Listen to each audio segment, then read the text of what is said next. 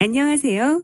구글어스로 따라가 본 바울의 2차 전도 여정, 베레아에서 겐그레아까지.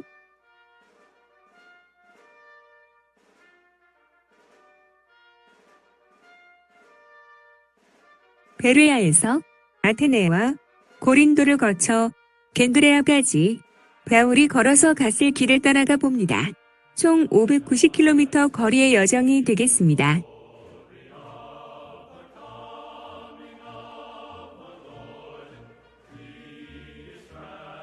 사도행전 17장 13절에서 15절 말씀을 보면 바울은 데살로니가에 있는 유대인들이 베레아까지 와서 무리를 움직여서 동하는 바람에 실라와 디모데를 베레아에 남겨둔 채로 아덴까지 배를 타고 갑니다. 바울은 실라와 디모데를 자기에게로 속히 오게 하라는 명령을 받고 아덴으로 떠납니다.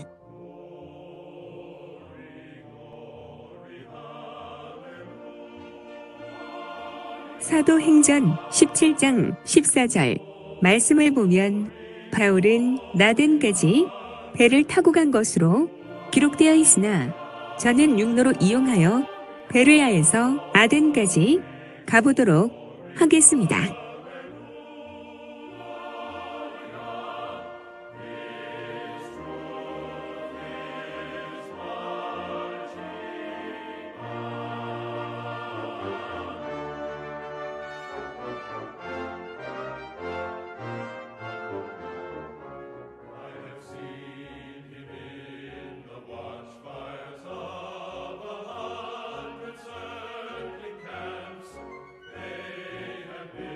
아덴에 도착한 바울은 유대인 회당과 장터에서 날마다 만나는 사람들과 변론하였습니다.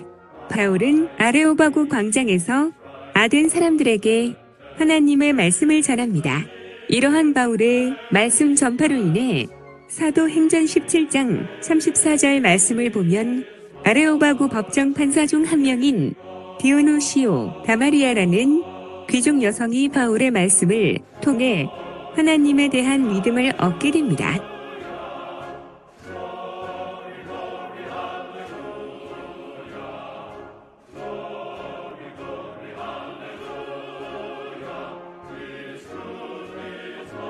바울이 아레오바고에서 한 위대한 설교 말씀을 읽어드리겠습니다. 아덴 사람들아, 너희를 보니 범사에 종교심이 많도다.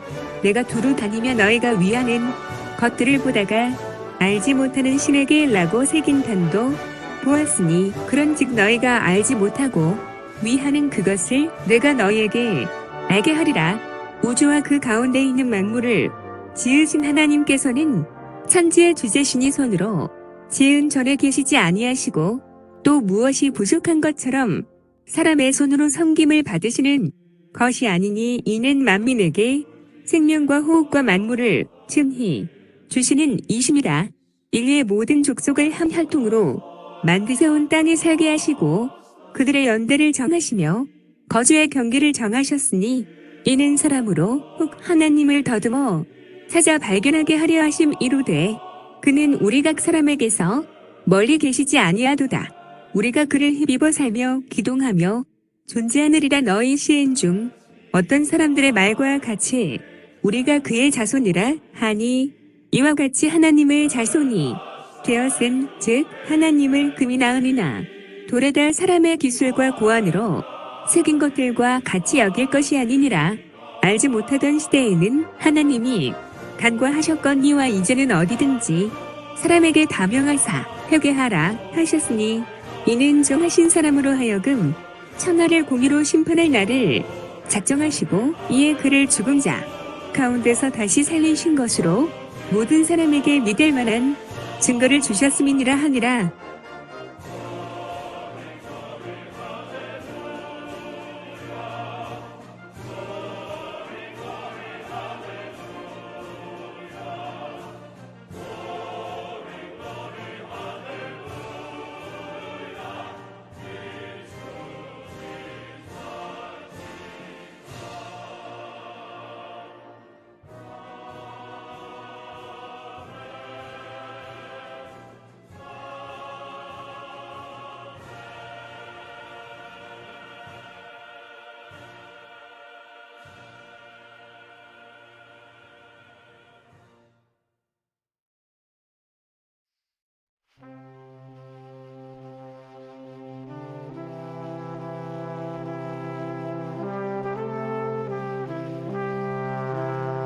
사도행전 17장 22절부터 33절에 나와 있는 것처럼 사도 바울이 아레오바고 말씀을 전한 장소입니다. 사도 바울의 죽은 자의 부활에 대한 말씀을 듣고서 어떤 사람은 조롱도 하고 떠났지만 아레오바고 법정판사 중 한 명인 디오노시오 귀족 여성 다말이라는 바울을 통해 하나님에 대한 믿음을 갖게 되었다. 보시는 화면은 현재 아테네에 있는 파르테논 신전입니다. 놀라운 사실은 보시는 파르테논 신전이 사도 바울의 방문으로부터 수백 년 후에는 하나님을 예배하는 교회로 변하게 되었다는 것입니다.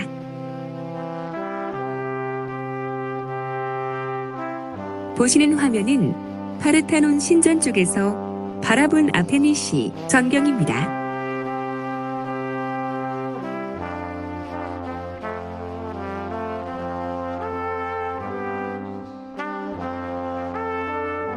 아덴을 떠난 바울은 고린도로 갑니다. 사도행전 17장 2절 말씀에 보면 바울은 고린도에서 터키 땅 본도 출신인 아굴라와 그의 아내 브리스길라를 만납니다. 아굴라와 브리스길라는 로마 글라우디스 직령으로 로마에서 추방당해 고린도까지 이동해온 상황이었고 바울은 그와 함께 나오기로 결정합니다. 이후 실라와 디모데도 베레아부터 합류하고 사도행전 17장 9절 말씀에 보면 두려워하지 말고 말하며 침묵하지 말고 말하라는 하나님의 음성을 듣고 바울은 18개월 동안 하나님의 복음을 전합니다.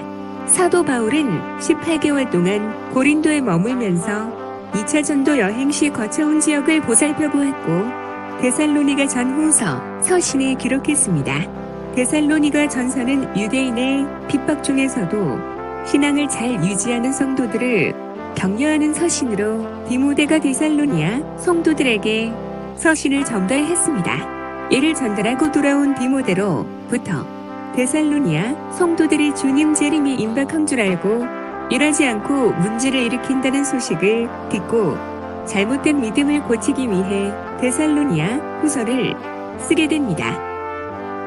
사도 바울은 고린도에서도 유대인 회당에서 먼저 복음을 전하기 시작하였습니다. 그러나 유대인이 대적하고 비방하는 바람에 유대인 회당 바로 옆 디도 유스도의 집에서 하나님의 말씀을 전합니다. 이런 바울의 말씀 전파로 회당장 그리스보와 그의 온 집안 식구와 시제무관 에라스도, 가이로, 겐그레아 교회를 세운 베베 등 많은 이들의 세례를 받고 고린도 교회가 시작됩니다. 그리스보에 이어 회당장이 되었던 소스테네 또한 그리스도인이 됩니다. 고린도의 현재 도심지에는 아래와 같이 사도 바울을 기념하여 세워진 교회가 있습니다. 교회 입구에는 그간의 목회자분들을 다기롭게 놓았다고 합니다. 1대 목회자가 사도 바울이고 2대가 아볼로, 3대가 실라로 표기되어 있다고 합니다. 지정학적 이점으로 경제적으로 풍요로웠던 당시 고린도의 중심에는 해발 540m에 위치한 아크로폴리스가 있었습니다. 전체 고린도를 조망할 수 있는 이곳에는 아프로디테 신전이 있었다고 합니다.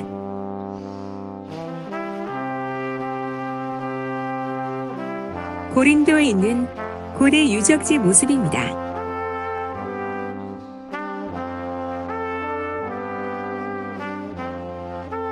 고린도시 전체 모습입니다. 고린도 지역은 동쪽으로는 에게해와 동지중해와 연결되어 있는 겐그레아 항구가 있고 고린도 앞쪽으로 보이는 바다는 이탈리아와 마주하고 있는 아드리아 해가 있으며 고린도는 아드리아 해와 연결된 레카이온이라는 항구를 양쪽에 가지고 있는 국제적인 항구 도시입니다.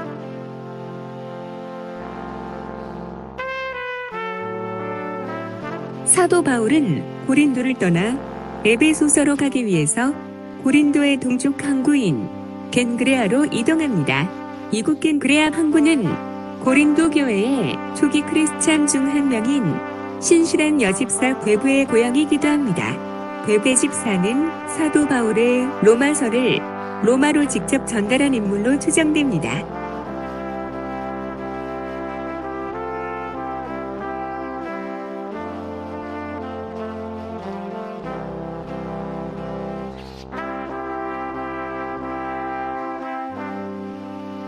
바울이 에베소서로 떠나기 위해서 배를 탔고 떠났던 겐그레아 항구가 있던 곳으로 추정되는 장소입니다.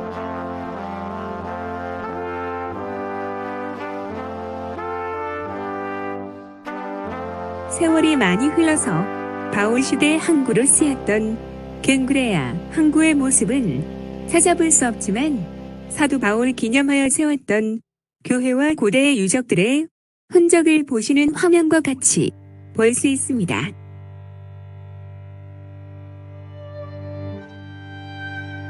고린도 지역 동쪽으로는 에게해 동지중해와 연결되어 있는 겐그레아 항구가 있었습니다.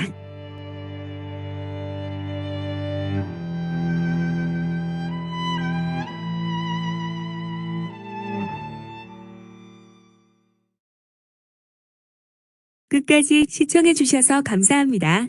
구글 어스를 따라 바울이 갔던 길을 따라가 보았습니다. 지정학적 위치를 알고 지명을 알게 되면 성경을 보다 입체적으로 이해할 수 있다는 마음에서 영상을 제작하였습니다. 오른쪽 하단에 위치한 채널 가입 버튼을 꾹 눌러주시면 영상 제작에 많은 힘과 도움이 되겠습니다. 감사합니다.